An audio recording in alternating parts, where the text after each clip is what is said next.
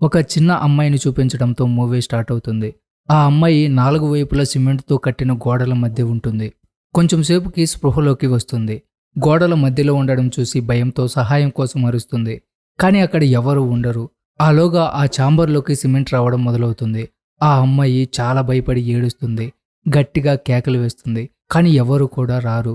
చూస్తుండగానే ఆ అమ్మాయి సిమెంట్‌లో పూర్తిగా మునిగిపోతుంది. కట్ చేస్తే 15 సంవత్సరాల తర్వాత మూవీలో మెయిన్ క్యారెక్టర్ అయిన శ్యామ్‌ని చూస్తాం. తను చాలా బ్రైట్ అండ్ ఇంటెలిజెంట్ స్టూడెంట్. ఆమె రీసెంట్‌గా గ్రాడ్యుయేషన్ కంప్లీట్ చేసింది. శ్యామ్ చాలా డబ్బు ఉన్న వాళ్ళ అమ్మాయి. వాళ్ళ ఫాదర్ పెద్ద కంపెనీ ఓనర్. తన ఫాదర్ వాళ్ళ కంపెనీలో ఆమెకి జాబ్ ఆఫర్ చేస్తాడు. శ్యామ్‌కి ఒక పాత బిల్డింగ్ ప్రాజెక్ట్ ఇస్తాడు. ఆ బిల్డింగ్‌ని పడేస్తే వాళ్ళ కంపెనీలో ఆమెకి పార్ట్నర్‌షిప్ ఇస్తాడు. ఇలా చెప్పగానే శ్యామ్ చాలా హ్యాపీగా ఫీల్ అవుతుంది. నిజానికి అది తన డ్రీమ్. తర్వాత రోజు ఆమె సైట్‌కి వెళ్ళిపోతుంది. తను ఒక ఇంజనీర్ కూడా. ఆమె బిల్డింగ్ చూసి ఎవ్రీథింగ్ ప్లాన్ చేయాలి. కాబట్టి వర్కర్స్ కంటే ముందుగానే ఎగ్జామిన్ చేయడానికి సైట్‌కి వెళ్తుంది. బిల్డింగ్ చాలా పాతగా అయిపోయి ఉంటుంది. కానీ దాని ఆర్కిటెక్చర్ చూసి ఆమె షాక్ అయిపోతుంది. బిల్డింగ్ లోపల చాలా సూపర్‌గా ఉంటుంది. శ్యామ్ ఇది కట్టడానికి చాలా కష్టమై ఉంటుంది అని ఆలోచిస్తుంది. నిజానికి ఇది జోసెఫ్ అనే వ్యక్తి కట్టించాడు. శ్యామ్ జోసెఫ్ చాలా జీనియస్ అయి ఉంటాడు అనుకుంటుంది. ఇలాంటి ప్లేస్లో ఇలాంటి బిల్డింగ్ కట్టడం మామూలైన విషయం కాదు. ఎందుకంటే ఆ ఏరియా అంత డెవలప్ కాదు. అక్కడ ఫోన్ నెట్వర్క్ కూడా రాదు. శ్యామ్కి అక్కడ ఒక లేడీ ఆమె కొడుకు జిమ్మీతో పరిచయం అవుతుంది. ఆమె బిల్డింగ్ కేర్ టేకర్. అతను ఆమె కొడుకు జిమ్మీ. కేర్ టేకర్ శ్యామ్కి రూమ్ చూపిస్తుంది. జిమ్మీ శ్యామ్కి రూమ్ చూపించడానికి వెళ్తాడు. ఇక్కడ కేర్ టేకర్ శ్యామ్కి బిల్డింగ్ వాల్యూ రూల్స్ చెప్తుంది. అదేమిటంటే ఫస్ట్‌ది ఎట్టి పరిస్థితుల్లో ఆర్కిటెక్చర్ రూమ్కి వెళ్ళకూడదు. సెకండ్ ఎప్పుడు టెర్రస్ పైకి వెళ్ళకూడదు అని చెప్తుంది. శ్యామ్ ముందే ఈ బిల్డింగ్‌ను చూసి చాలా ఇంప్రెస్ అయి ఉంటుంది. అలాగే విచిత్రంగా కూడా అనిపిస్తుంది. శ్యామ్ ఒక డోర్ దగ్గర నుంచి వెళ్తున్నప్పుడు విచిత్రమైన సౌండ్స్ వినిపిస్తాయి. బట్ శ్యామ్ ఈ విషయాన్ని ఇగ్నోర్ చేస్తుంది.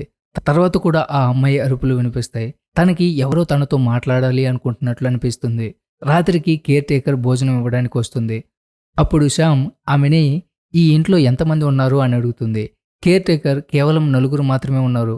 మిగతా వర్కర్స్ అందరూ ముందుగానే వెళ్ళిపోయారు అని చెప్తుంది.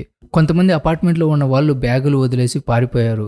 ఎందుకంటే ఈ బిల్డింగ్ సీక్రెట్స్ తెలిసిన తర్వాత వాళ్ళకి ఇక్కడ ఉండే ధైర్యం లేదు అంటుంది. అది విని శ్యామ్ ఆశ్చర్యపోతుంది. అలాంటి సీక్రెట్ ఏముంది ఈ బిల్డింగ్లో అని అడుగుతుంది. ఈ బిల్డింగ్ పడగొడుతున్నారు. అంతకు మించిన మ్యాటర్ ఏముంటుంది అంటుంది. తర్వాత శ్యామ్ తిని పడుకుంటుంది. తర్వాత రోజు మళ్ళీ తన వర్క్ స్టార్ట్ చేస్తుంది. శ్యామ్ బిల్డింగ్లో కొన్ని పాయింట్స్ తెలుసుకోవాలని బిల్డింగ్ బ్లాస్టింగ్తో పడిపోతుందా శ్యామ్ బిల్డింగ్ మెజర్మెంట్స్ తీసుకుంటుంది.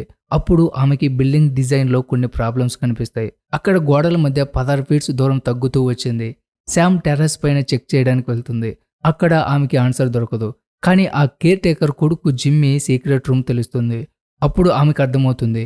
అందుకోసమే జిమ్మీ పైకి రాకూడదని చెప్పుంటాడు. తర్వాత శ్యామ్ ఒక షాప్కి వెళ్ళి ఇంటర్నెట్లో బిల్డింగ్ గురించి ఇన్ఫర్మేషన్ తెలుసుకుంటుంది. అప్పుడు ఆమెకి ఆ బిల్డింగ్ గురించి ఒక డార్క్ హిస్టరీ తెలుస్తుంది. 1993లో ఆ బిల్డింగ్లో 16 డెడ్ బాడీస్ దొరికాయి అని తెలుస్తుంది. అందులో ఒక డెడ్ బాడీ ఆ బిల్డింగ్ ఓనర్ జోసెఫ్ది. దీని వెనకాల ఒక ఫ్యాక్టరీ వర్కర్ హస్తం ఉంది. అతనిది క్రిమినల్ బ్యాక్గ్రౌండ్. కానీ ఆ వర్కర్ ఇప్పటి వరకు పోలీసులకు దొరకలేదు. ఇంకా ఈ కేసు ఇప్పటి వరకు సాల్వ్ కాలేదు. ఇదంతా తెలుసుకుని శ్యామ్ షాక్ అవుతుంది.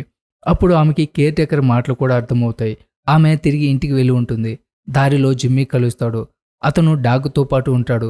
ఆమె జిమ్మీని అడుగుతుంది. జోసెఫ్ బతికే ఉన్నాడని ఎందుకు అబద్ధం చెప్పావు? ఇంకా టెర్రస్ పైకి వెళ్ళకు అని ఎందుకు అన్నావు అంటుంది. జిమ్మీ శ్యామ్తో రాత్రి టెర్రస్ పైకి వెళ్దామని ప్రామిస్ చేస్తాడు. కానీ వాళ్ళ అమ్మ నిద్రపోయిన తర్వాతే వెళ్దామంటాడు.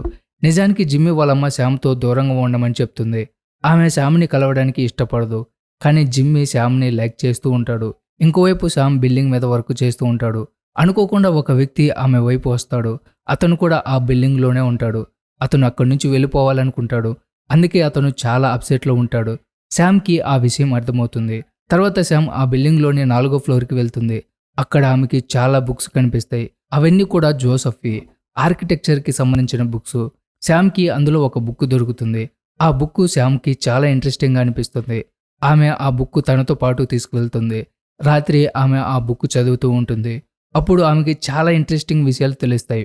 ఈజిప్టియన్స్ బిల్డింగ్లు కడుతూ మనుషుల ప్రాణం త్యాగం చేసేవాళ్ళు. వాళ్ళు అలా చేయడం వల్ల బిల్డింగ్ స్ట్రాంగ్ అవుతుంది అని నమ్మేవాళ్ళు. అప్పుడే జిమ్మీ డోర్ కొడతాడు. శ్యామ్ని జిమ్మీ అపార్ట్మెంట్కి తీసుకువెళ్ళడానికి వచ్చుంటాడు. వెళ్తూ బిల్డింగ్ హిస్టరీ గురించి చెప్తాడు. కానీ డీటెయిల్గా ఉండదు. జోసెఫ్ డబ్బుల కోసం కాదు, ఫ్యాషన్ కోసం పనిచేసేవాడు. అతను ఎంత సీక్రెట్ అంటే అతను ఎలా ఉన్నాడో ఎవరికీ తెలియదు. ఎప్పుడైతే ఒక్కొక్కరుగా మాయమవుతున్నారో అప్పుడు ఆ వర్కర్ మీద డౌట్ వచ్చింది. సో అందరికీ అనిపించేది అతను ఇందులో సీక్రెట్ అపార్ట్మెంట్స్ నిర్మించాడని. అందువల్లే అతన్ని తీసేశారు. అందరికీ అనిపించేది అతను అందరి ఇళ్లలో ఒక రే మిర్రర్ని ఫిట్ చేశాడు. అందులో అతను అన్ని చూడగలరు అనుకున్నారు. తర్వాత అతన్ని అరెస్ట్ చేయడానికి పోలీసులను పిలిపించారు. కానీ పోలీసులు రాకముందే అతను వెళ్ళిపోయాడు. అందరూ ఎలా మాయమవుతున్నారో ఎవరికి అర్థమయ్యేది కాదు. ఆ వర్కరు ఒక మిస్టేక్ చేశాడు. విక్టిమ్గా ఒక చిన్న అమ్మాయిని వదిలేశాడు. నెక్స్ట్ డే పోలీసులు వచ్చిన తర్వాత వాళ్ళ డాగ్ ఆ అమ్మాయి ఎక్కడ ఉందో చూపిస్తుంది. అది ఒక గోడ ముందు నిలబడి అరుస్తూ ఉంటుంది. ఆ గోడ లోపలే ఆ అమ్మాయి డెడ్ బాడీ దొరుకుతుంది. మిగతా 15 మంది డెడ్ బాడీస్ కూడా అక్కడే దొరికాయి. అందులో ఒక డెడ్ బాడీ జోసెఫ్ది. అతని బాడీ కూడా చాలా డ్యామేజ్గా కనిపించింది. దాన్ని కేర్ టేకర్ ఐడెంటిఫై చేసింది. కేర్ టేకర్ హస్బెండ్ అంటే జిమ్మీ వాళ్ళ ఫాదర్ డెడ్ బాడీ కూడా అక్కడే దొరికింది. అందువల్లే జనాలు పారిపోయారు. అలా మాట్లాడుకుంటూ వాళ్ళు జోసెఫ్ రూమ్ దాకా వెళ్ళిపోతారు. అక్కడ ఏమీ ఉండదు.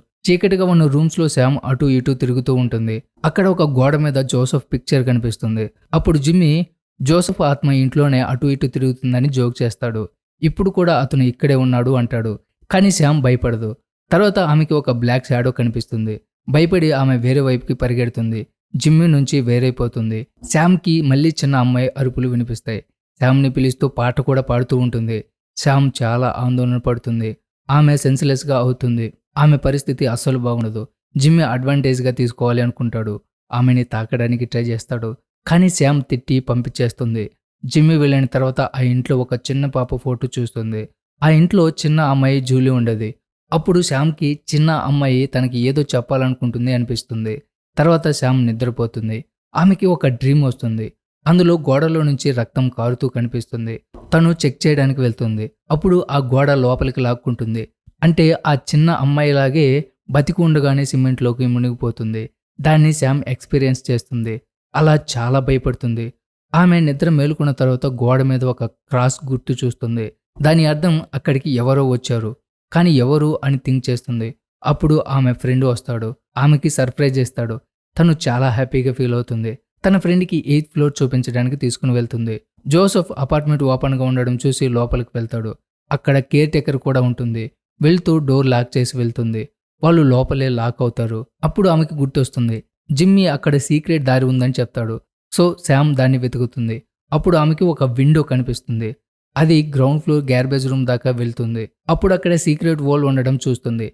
దాని నుంచి ప్రతి అపార్ట్మెంట్ బాత్రూమ్ కనిపిస్తుంది. అప్పుడు తనకు అర్థమవుతుంది. తను విన్న వాయిస్ కూడా జిమ్మీదే. అంటే ఇక్కడ నుంచి జిమ్మీ శామ్ని గమనిస్తూ ఉన్నాడు అని తెలుసుకుంటుంది. లాస్ట్ నైట్ తనని భయపెట్టే ప్లాన్ కూడా తనదే. తనతో పాటు పొడుగ్గా ఉన్న వ్యక్తి కలిసి శామ్ని అక్కడి నుంచి తరిమేయాలి అనుకుంటారు.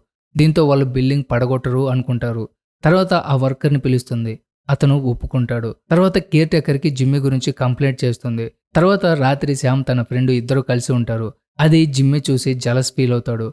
తర్వాత రోజు మార్నింగ్ జిమ్మీ డాగ్ చనిపోయి కనిపిస్తుంది. Sam friend వెళ్ళిపోవాలనుకుంటాడు. శామ్ అప్పుడు త్వరగా రిపోర్ట్ తయారు చేస్తుంది. తనకి వెళ్ళడానికి మనసు రావట్లేదు. ఇక్కడ ఉన్న సీక్రెట్స్ తెలుసుకోవాలనుకుంటుంది. తర్వాత జిమ్మీ వచ్చి సారీ చెప్పి ఒక డైరీ ఇస్తాడు. అది జోసెఫ్ది. దాంతో శామ్కి బిల్డింగ్ అసలు స్ట్రక్చర్ తెలుస్తుంది. ఇప్పటి వరకు సమాధానాలు లేని ప్రశ్నకి ఇప్పుడు డైరీ ద్వారా ఆన్సర్ దొరుకుతుంది. ఆ డైరీ ప్రకారం మధ్యలో భారీ వృత్తం అంటే ఆమె జ్ఞానం ప్రామాణికమైనదైతే అది చెత్తగది నేపథ్యంలో ఉంటుంది. జోసెఫ్ ఈజిప్షియన్ ఆర్కిటెక్చర్ ద్వారా చాలా ఇన్స్పైర్ అయ్యి ఉంటాడు. అతను బిల్డింగ్ని పిరమిడ్ లాగా కట్టాలి అనుకునేవాడు. అతను 16 డెడ్ బాడీస్ దొరికిన ప్లేస్లో బిల్డింగ్ని పిరమిడ్ లాగా కట్టాలి అనుకునేవాడు. బేస్మెంట్లో కూడా ఇంకో సీక్రెట్ రూమ్ ఉంటుంది. అందులోకి సన్ డైరెక్ట్గా పడుతుంది. ఇంత ప్లానింగ్ అండ్ రిస్క్ మామూలు వర్కర్స్ వల్ల అస్సలు అవ్వదు. ఎవ్వరికీ తెలియదు. ఇప్పుడు అతని చివరి ప్రణాళిక గురించి ఆలోచించాల్సిన సమయం వచ్చింది. శామ్ గ్రౌండ్ ఫ్లోర్ నుంచి తీసుకువెళ్ళడం ప్రారంభిస్తుంది. జిమ్మీ సీక్రెట్ మార్గం కనుగొనడానికి పైకి వెళ్తాడు. చాలాసేపు అయినా కూడా జిమ్మీ తిరిగి రాడు. శామ్ తన ఫ్రెండ్తో కలిసి వెతకడానికి వెళ్తుంది. అక్కడ సోలార్ ప్యానెల్ కింద అదే స్థలంలో పెద్ద రంధ్రం ఉంటుంది. జనాలు వెతుకుతున్న ప్లేస్ ఇదే. కానీ జిమ్మీ కనిపించలేదు. అప్పుడు జిమ్మీ వాయిస్ వినిపిస్తుంది. నాకు దెబ్బ తగిలింది, నేను పైకి రాలేను అంటాడు. అప్పుడు శామ్ తాడు తన ఫ్రెండ్కి పట్టించి కిందకి వెళ్తుంది. కొంచెం కిందకి వెళ్ళేసరికి ఎవరో బాణం వేసి తన ఫ్రెండ్ని చంపేస్తారు. అప్పుడు అతని బాడీ శామ్ మీద పడుతుంది. దీంతో శామ్ స్పృహ కోల్పోయి కింద పడిపోతుంది. కొంచెం సేపు తర్వాత స్పృహలోకి వస్తుంది. ఆమె ఒక స్ట్రేంజర్తో పాటు ఉంటుంది. అతను జిమ్మీ నిన్ను బంధిస్తాడు అని చెప్తాడు. నిన్ను తన నుంచి దూరంగా పోనివ్వడు అంటాడు. అతనికి ముందుగానే ఈ సీక్రెట్ మార్గం గురించి తెలుసు. అతను డైరీలోనే ఇది రాశాడు. కానీ అతనికి ఇవన్నీ ఎలా తెలుసు అని శామ్ కన్ఫ్యూజ్ అవుతుంది. శామ్కి అర్థం కాదు ఇవన్నీ ఇతనికి ఎలా తెలుసు అనుకుంటుంది. అప్పుడు అతను తన గురించి చెప్తాడు. అతనే జోసెఫ్. అతనే ఆ బిల్డింగ్ ఓనర్. అతనే 16 మందిని సాక్రిఫైస్ చేశాడు. ఆ బిల్డింగ్ని అన్బ్రేకబుల్ చేశాడు. అంటే శాశ్వతమైన బిల్డింగ్లా చేశాడు. ఎవరికీ తెలియని విషయం ఏమిటంటే కేర్ టేకర్ తన భర్త చావుకి రివెంజ్ తీర్చుకోవడం కోసం జోసెఫ్ని ఇంట్లోనే బంధించి ఉంటుంది. అది ఎలాంటి ప్లేస్ అంటే అతను ఎప్పటికీ అక్కడి నుంచి బయటపడలేడు. అందుకే ఎవరిని టెర్రస్ పైకి రావడానికి ఒప్పుకునేది కాదు. పోలీసుల ముందు తన భర్త డెడ్ బాడీ జోసెఫ్ది అని చెప్తుంది. తన స్టైల్లో జోసెఫ్కి పనిష్మెంట్ ఇస్తూ ఉండేది. ఆమెకి తెలుసు భవనం ఎప్పుడైతే ధ్వంసం చేయబడుతుందో అప్పుడు జోసెఫ్ రహస్యం కూడా బహిర్గతమవుతుందని. కానీ మధ్యలో జిమ్మీ అంతా చెడగొట్టాడు. శామ్కి ఏమీ అర్థం కాదు. అప్పుడు ఆమె ఒక ప్లాన్ చెప్తుంది. వెనక వైపు చెత్త గది ఉందని తనకు తెలుసు. దాన్ని పగలగొట్టొచ్చు. అప్పుడు ఆమె జిమ్మీతో నా కాలికి ఇంజ్యూరీ అయింది. నా రూమ్లో మెడిసిన్ లేదు. నాకు మెడిసిన్ అవసరం ఉంది అంటుంది. జిమ్మీ మెడిసిన్స్ తెచ్చి ఇస్తాడు. ఆ మెడిసిన్స్ ఉపయోగించి చిన్న బ్లాస్ట్ చేస్తుంది. దానివల్ల గోడ పడిపోదు. కానీ జిమ్మీ ప్లాన్ వాళ్ళ మదర్కి తెలుస్తుంది. ఆమెకి తెలిసి జిమ్మీని చాలా తిడుతుంది. కానీ శామ్ని బయటికి తీయొద్దు అని చెప్తుంది. ఎందుకంటే జోసెఫ్ గురించి ఆమెకి అంతా తెలిసిపోయింది కాబట్టి. వాళ్ళు 15 సంవత్సరాల నుంచి తనని దాచిపెట్టారు. అందువల్ల ఆమె కూడా జోసెఫ్తో పాటు చావాల్సిందే. జిమ్మీ శామ్ తయారు చేసిన రిపోర్ట్స్ ఆమె ఆఫీస్కి పంపిస్తాడు. తర్వాత ఆమె కార్ని నీళ్ళలో పడేస్తాడు. ఎందుకంటే ఎవరు కూడా ట్రేస్ చేయలేరు అని. తర్వాత శామ్ చాలా భయపడి ఉంటుంది. జిమ్మీని రిక్వెస్ట్ చేస్తుంది. నన్ను కాపాడు అంటుంది. కానీ జిమ్మీ తన మదర్కి అగైనెస్ట్గా బిహేవ్ చేయలేడు. శామ్ జోసెఫ్ని హెల్ప్ అడుగుతుంది. కానీ అతను వేరే పనిలో బిజీగా ఉంటాడు. శామ్ జోసెఫ్ నన్ను చంపాలి అనుకోవడం లేదు. కానీ ఇది నా సమాధి కాబట్టి తన బిల్డింగ్ కోసం తనని తాను సాక్రిఫైస్ చేయాలనుకుంటున్నాను అని చెప్తాడు. అప్పుడు తన బిల్డింగ్ శాశ్వతం అవుతుంది అంటాడు. శామ్ జోసెఫ్ని చంపాల్సి ఉంటుంది. అతను శామ్కి కోపం తెప్పిస్తాడు. చివరికి శామ్ అతన్ని చంపేస్తుంది. అప్పుడు జోసెఫ్ ఒక బటన్ ప్రెస్ చేస్తాడు. ఆ సమాధిలో సిమెంట్ ఫిల్ అవుతూ ఉంటుంది. అతను ముందే అంతా ప్లాన్ చేసి ఉంచాడు. ఇంకోవైపు శామ్ ఫాదర్ అందరిని అక్కడికి తీసుకుని వచ్చి ఉంటాడు. శామ్ ప్లాన్ చేసిన ప్లేస్లో బాంబ్ ఫిట్ చేస్తారు. మొత్తం ప్రిపరేషన్ చేస్తారు.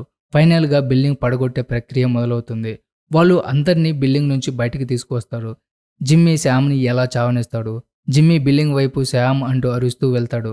అప్పుడు నేరుగా బిల్డింగ్ టెర్రస్ పైకి వెళ్తాడు. శామ్ కింద స్పృహ లేకుండా పడిపోయి ఉంటుంది. జిమ్మీ నోటి వెంట శామ్ అనే మాట విని అందరూ అతని వెనకాలే వెళ్తారు. కానీ కేర్ టేకర్ శామ్ వెళ్ళిపోయింది అని చెప్పి ఉంటుంది. అది వాళ్ళు నమ్మేస్తారు. తర్వాత శామ్ని రెస్క్యూ చేస్తారు. జిమ్మీకి అర్థమవుతుంది. నేను ఇరుక్కొని జైలుకి వెళ్ళాలి అనుకుంటాడు. జిమ్మీకి జైలుకి వెళ్ళడం ఇష్టం లేదు.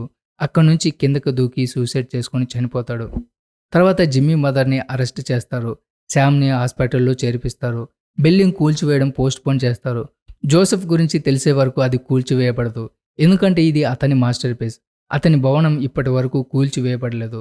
ఇందులో ఏదో సంథింగ్ స్పెషల్ ఉంది. ఈ సీన్తోనే మూవీ ఎండ్ అవుతుంది. సో ఇది ఫ్రెండ్స్ ఇవాల్టి video. Don't forget subscribe. Thanks for watching.